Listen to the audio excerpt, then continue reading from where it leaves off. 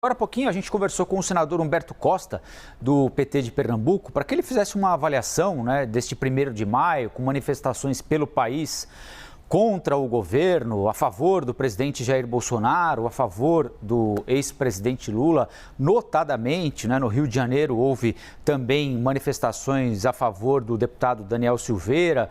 A gente ouviu, então, o senador Humberto Costa e agora vamos ouvir o senador Eduardo Girão, que nos concede, inclusive, além da entrevista, a gentileza de visitar os estúdios da CNN Brasil aqui em São Paulo. Seja muito bem-vindo, viu, senador? Acho que a gente não conversa desde a época da CPI. Bom dia. Muito bom dia, Rafael. Uma honra, uma alegria muito grande estar aqui nos estúdios da CNN em São Paulo para avaliar esse momento importante que a gente vive na nação brasileira.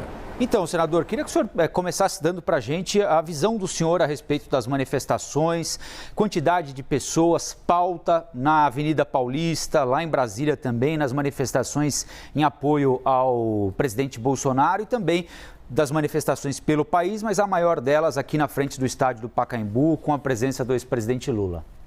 Olha, Rafael, são manifestações totalmente legítimas e isso é importantíssimo para a nossa democracia, né? Democracia que vem sendo questionada, vem sendo atacada, no meu ponto de vista, por aqueles que deveriam resguardar a Constituição brasileira lá na Praça dos Três Poderes, exatamente o Supremo Tribunal Federal. Então, é o grito do povo brasileiro. Eu acho que as manifestações de ontem pelo Brasil, aqui na Avenida Paulista, em Fortaleza, em Brasília, em várias capitais brasileiras, não foram em apoio apenas ao presidente Jair Bolsonaro, que eu até particularmente tenho divergências, com muitas situações desse governo. Mas transcendeu. Eu acredito que é um apoio à liberdade de expressão quando você vê, na altura do campeonato, jornalistas aí sendo presos, até parlamentares calados, por mais que eu discorde do que falou, do tom de agressividade do deputado Daniel Silveira, mas existe todo um processo, um devido processo legal dentro da Constituição para se punir isso, crime contra a honra, difamação, enfim, calúnia, mas não o Supremo Tribunal Federal no inquérito ilegal, assim, é quase uma unanimidade entre os juristas brasileiros, numa canetada ficar tocando o terror no Brasil. Então eu acho que a gente precisa de muita calma nessa hora. O Senado da República, o que eu faço parte com muita honra também, não vem cumprindo o seu papel, vem assistindo de camarote o que está acontecendo lá no Supremo Tribunal Federal e precisa, dentro da democracia, ele precisa agir. Eu tenho um convite que está aí há mais de um mês na mesa do presidente do Senado. Ele prometeu que essa semana ele vai deliberar, a expectativa é grande sobre isso. E eu espero que o convite ao ministro Alexandre de Moraes seja um início de um processo de pacificação, vou mostrar realmente uma harmonia entre os poderes, uma independência e que ele possa explicar aquilo que ele falou lá na época da sabatina, que iria respeitar a Constituição. Infelizmente, a gente não está vendo isso dessa casa importante que é o Supremo Tribunal Federal para a nossa democracia. O senhor faz parte do Poder Legislativo hoje, na condição de senador pelo Podemos do Ceará. Poder Legislativo, dos três, talvez seja aquele que mais recebeu e recebe críticas da população por ser aquele para o qual há mais atenção sempre, O trabalho do parlamentar, se foi, se não foi, se faltou, se não faltou. O Executivo também sempre muito acompanhado de perto, por nós jornalistas, pela sociedade como um todo. E o Poder Judiciário, historicamente, foi relativamente poupado, É recente na nossa história esse protagonismo de ministros do Supremo Tribunal Federal, as pessoas saberem quem são, se foram indicados pelo presidente A, pelo presidente B, e qualquer poder pode ser criticado por qualquer brasileiro em qualquer circunstância, mas há sempre uma linha, não é, senador? O senhor acha que essa linha está sendo respeitada, ou seja, da crítica ao trabalho de um ministro do Supremo, e a possibilidade de transgressão dessa linha para quando chegamos a pedido de fechamento de Supremo, de destituição de ministro, isso e aquilo? Como é que o senhor vê essa coisa meio embolada aí? Olha, eu vejo que, infelizmente, a pegada política de muitos ministros do Supremo Tribunal Federal de hoje, e aí eu traço um paralelo que você colocou hoje, a gente não sabe quem são os 11 jogadores da seleção brasileira, a gente não sabe nominar. Mas os 11 ministros da nossa Corte Suprema, todos nós sabemos, né? E o brasileiro está gostando de política, isso é bom, e está acompanhando.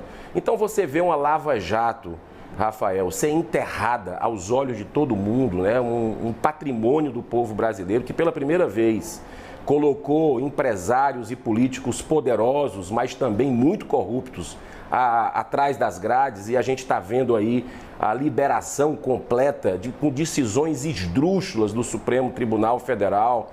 O cidadão de bem fica muito incomodado com tudo isso. Então é legítimo esse grito das pessoas de querer mudanças. O Senado Federal, que tem a prerrogativa constitucional de fazer, por exemplo, o impeachment de ministros por conduções suspeitas ou por investigar, né? Nós temos esse papel, nunca fez isso na história de 132 anos da nossa República. Então chegou a hora do Senado sair desse papel, de uma omissão, porque está pegando mal para a Casa Revisora da República, e pelo menos um convite. Ninguém está falando nem impeachment agora. A gente está querendo um convite, eu apresentei um convite para o ministro Alexandre de Moraes ir explicar lá no Senado, um debate entre senadores, e ninguém vai absolutamente desrespeitá-lo, você sabe disso, né? Existe hoje um clima de muito respeito dentro do Senado, mas ele precisa explicar para o Senado da República certos desrespeitos à própria Constituição que ele jurou respeitar. E o senador Lazier Martins, inclusive, entrou na semana passada também com um pedido de convite, um requerimento para ouvir o ministro Barroso, que deu uma declaração completamente atrapalhada, incendiando esse momento onde os nervos já estão à flor da pele, quando ele acusa as Forças Armadas do Brasil, uma entidade acreditadíssima pelo povo brasileiro, não de hoje, há tempos. Então, ele diz que as Forças Armadas estão querendo, de uma certa forma, aí, desacreditar o sistema eleitoral. Que provas ele tem, né? Por que ele não nomina as pessoas? Se ele mesmo convidou as Forças Armadas para participar de um processo de transparência, por que agora ele está dando para trás e falando mal das Forças Armadas? Então, o ministro Barroso, ele me parece que tem tido um ativismo político e ideológico muito grande, não é de hoje, são palestras que se faz no exterior, inclusive como tirar um presidente da República, né? Por mais que eu discorde do presidente da República, ele foi eleito democraticamente por quase 58 milhões de brasileiros. Então, que dois pesos e duas medidas são essas? Então, eu acho que eu não posso lhe convidar, Rafael, para a minha casa, e quando você chega lá, você janta comigo, com a minha família, e eu esperar que você elogie, né? E se você não elogiar, eu começo a lhe destratar. E foi isso que aconteceu no caso, aí, guardando as devidas proporções, do ministro Barroso, quando convidou para o TSE as Forças Armadas, e agora com esse ataque a uma entidade tão importante para o nosso país. Senadora Basília Rodrigues quer fazer uma pergunta para o senhor também. Basília. Essas críticas que o senhor faz a ministros da Suprema Corte, tudo bem? Muito bom dia. Eu gostaria de saber se o senhor também viu que houve excessos do presidente Jair Bolsonaro ao conceder o indulto a Daniel Silveira, e o senhor se alia aí a um grupo de parlamentares, senadores, colegas do senhor, que defendem a aprovação de alguma proposta que possa limitar os efeitos de futuros indultos, futuras graças do presidente que estiver, né, na ocasião, no caso hoje de Bolsonaro. Olha, Basília, inclusive eu tenho uma PEC que está tramitando no Senado Federal, está na CCJ inclusive, para que indultos sejam limitados para a questão aí com crimes contra a administração pública, corrupção, lavagem de dinheiro, que foi o que a gente viu, né, que outros presidentes fizeram aí no passado com relação a seus alguns presos, né, com relação a essas questões. Sobre o presidente Jair Bolsonaro, ele, no meu modo de entender, repito, tenho uma série de de contrapontos ao seu governo, a flexibilização excessiva às armas de fogo, enfraqueceu um pouco o sistema de combate à corrupção. Acho que tem pontos positivos também, a gente tem que ser justo, né? Agora, ele usou dentro das 4 linhas, né? É evidente isso, inclusive eu assisti uma entrevista de um grande jurista, talvez um dos maiores desse país, Ives Gandra Martins, que coloca de forma muito sábia, né, e didática que o presidente da República utilizou a Constituição Federal para conceder essa graça, esse indulto dentro realmente das 4 linhas. Isso é importante porque quando a gente vê que a liberdade está ameaçada por um processo completamente ilegal, isso precisa ser entregue para a população.